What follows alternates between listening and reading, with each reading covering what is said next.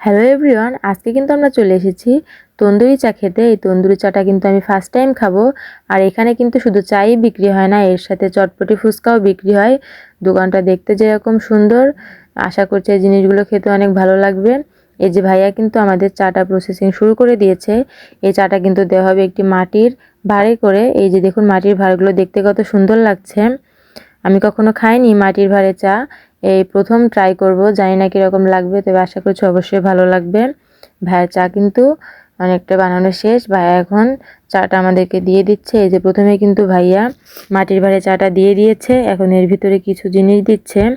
জিনিসগুলো দিয়ে কিন্তু আমাদের পরিবেশন করবে। এই যে দেখুন আমি দোকানের বাইরেটা আপনাদেরকে দেখিয়ে দিচ্ছি।